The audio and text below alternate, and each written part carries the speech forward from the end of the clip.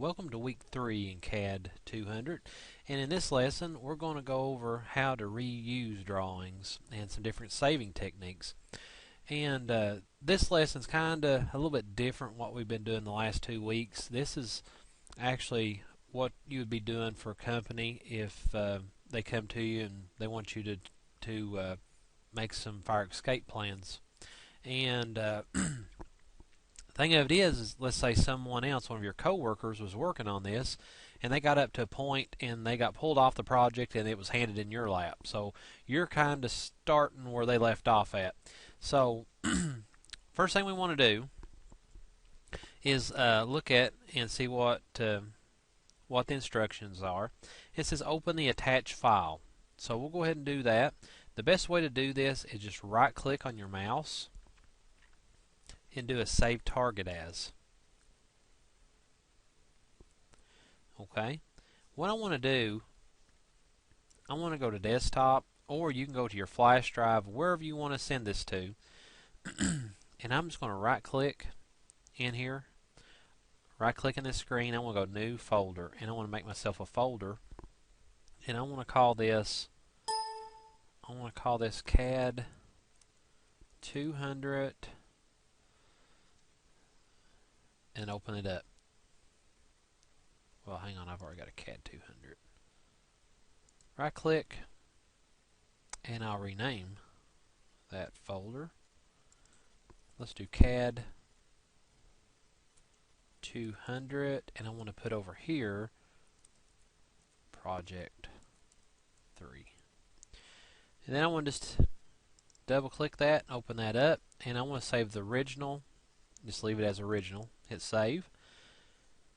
So we've got that, and I've already got AutoCAD open, so I'm just going to hit open down here, just a little quick link. Or you could have went to AutoCAD and just file opened that drawing wherever you had it saved.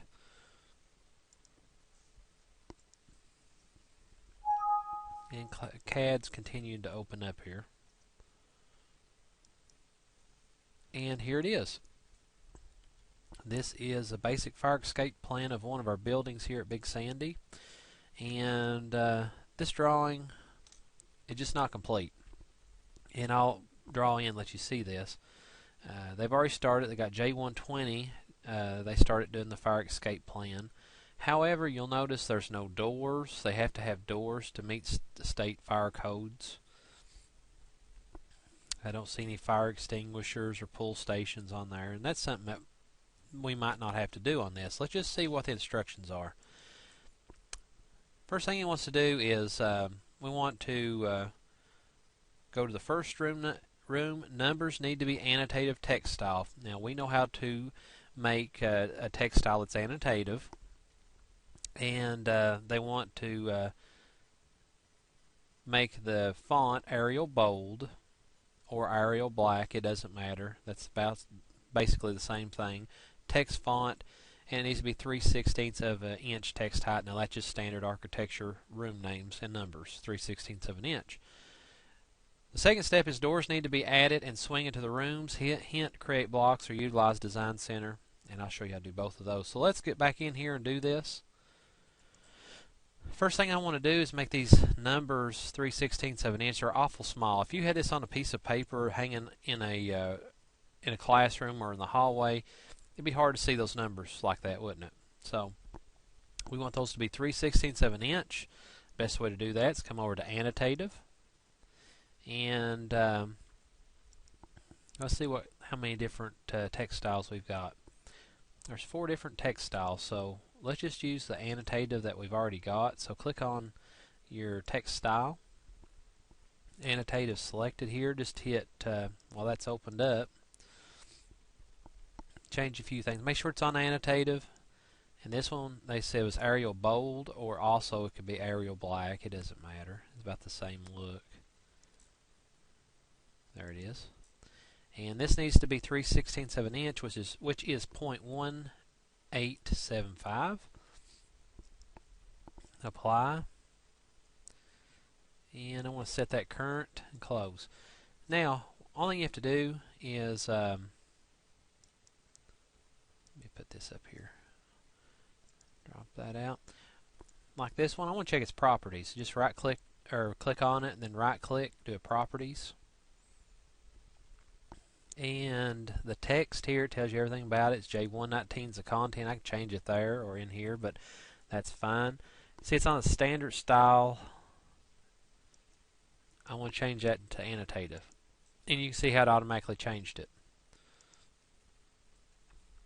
compared to these. And it's a little bit larger. Yeah, I can see that a little bit better, don't you? And that annotative scale is following this 3/32 inch equals 1 foot. Okay, and that's what they wanted, so they left that on there. So whenever you got this, this was a scale that was supposedly what they wanted to use. So we're going to leave that alone. And I'll do it for everyone on here. Now you can go through and you can actually click on it and go up here and change it, which takes a while. Or you can go in here to properties the same way we did the first one and change it to that annotative. Or you can do it a little bit faster way. That's the way that I would do it if I was working on this.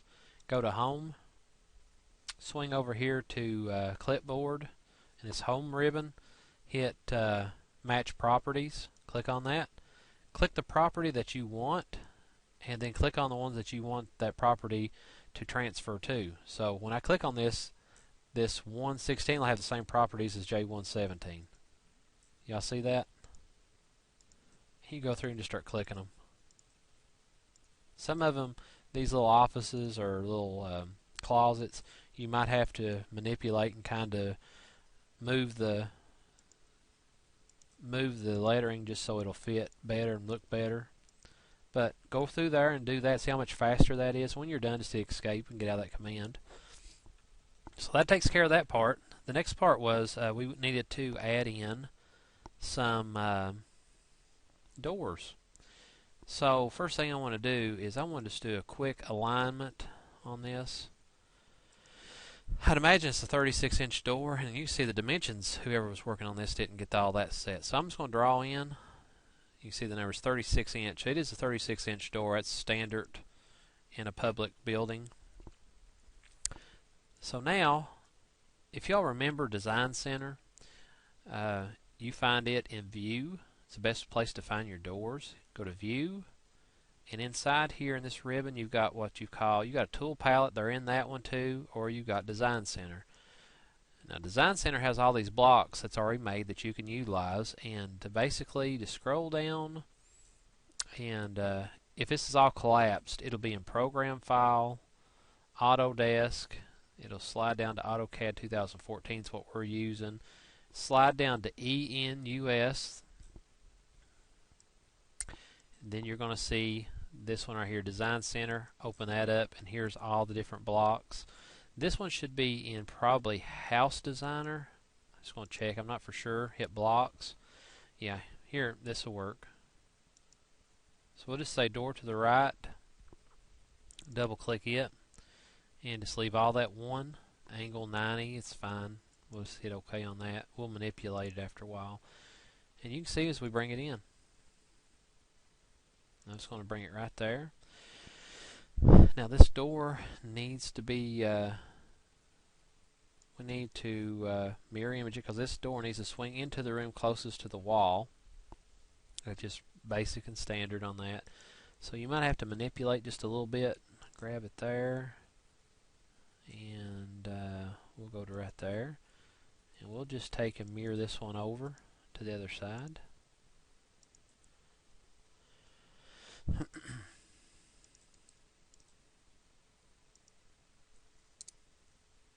Okay. Now we'll delete that one off, and we'll delete that off. Now I'm just going to take and move it. Grab that. Hang on just a second. Move. Grab this point. Grab this point. And then we'll just do a rotate and get this thing to fall in.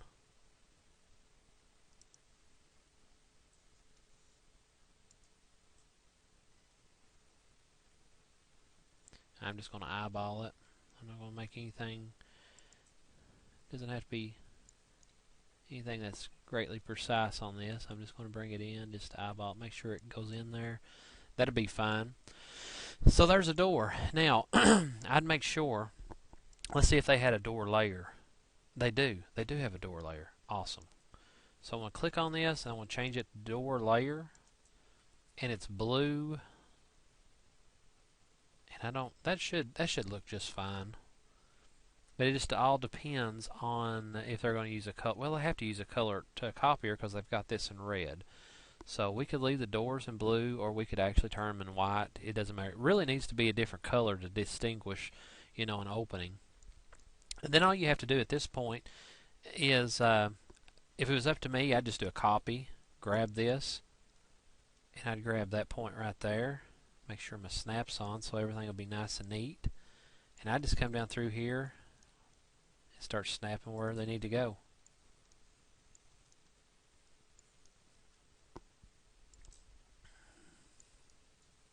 Now I did see a problem back there. Looked like this door was a little bit short. Okay. Basically what I would do with that is I would just bring this one down. I'd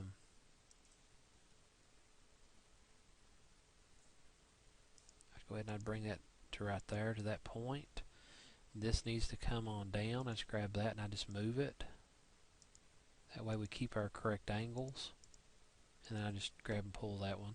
That easy, and you've got those in. And I want you to go and put doors and all this.